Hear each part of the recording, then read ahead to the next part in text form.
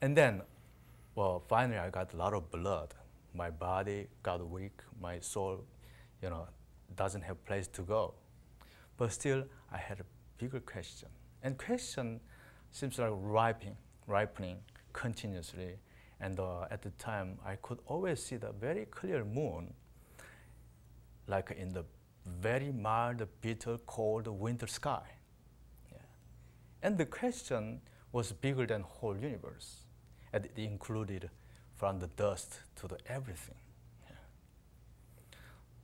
It was very lonely travel, to my center. Lonely, very lonely, lonely trip. Yeah. And then one day when I saw the shaking grass at the outside of Zendo, it was early in the morning. Early in the morning, as you know, not much wind, but very small wind, softly. The grass was shaken. Yeah.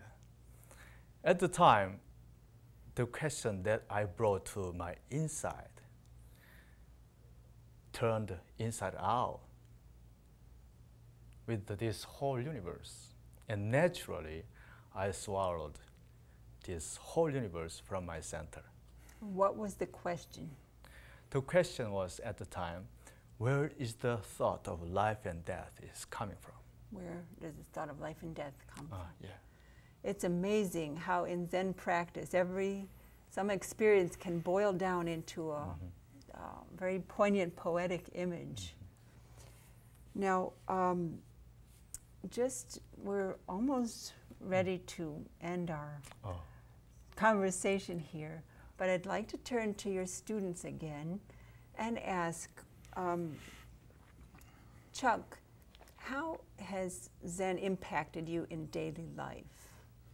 Well, Zen teaches us to quiet our minds, which allows us to drop our egos, which are illusions, and it allows us to quiet the emotional storms which we inflict on ourselves.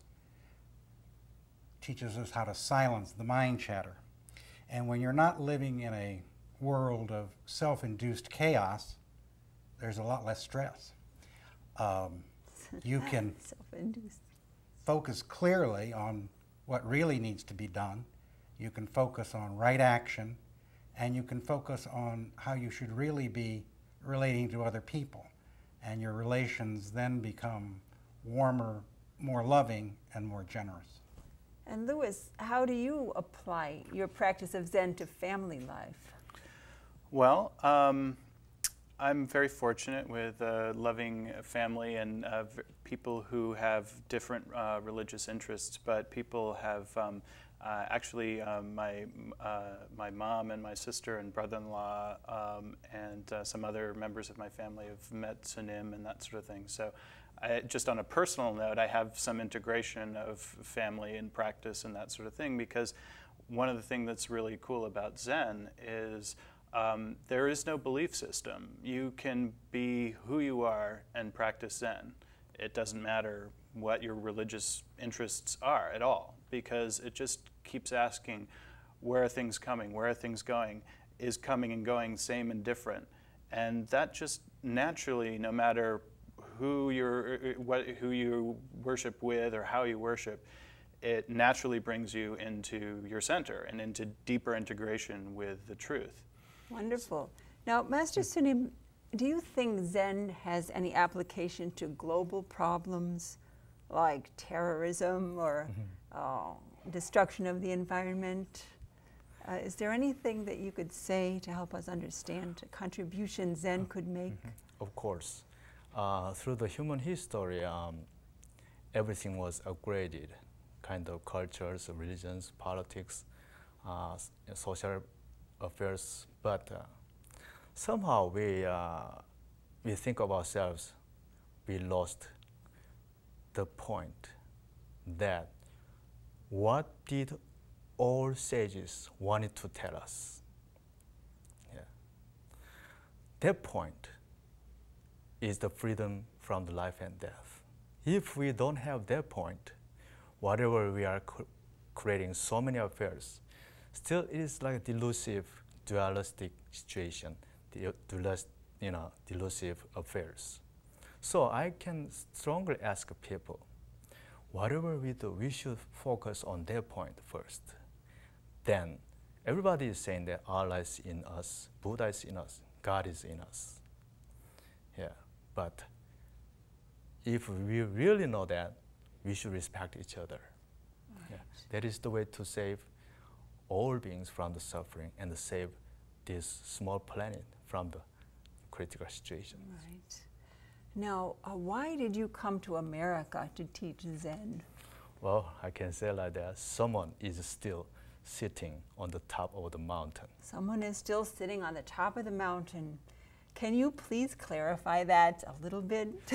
3 times 3 is 10. 3 times 3 is 10. That's much clearer now. You have given a real Zen answer. So you've answered so many questions in a very traditional style.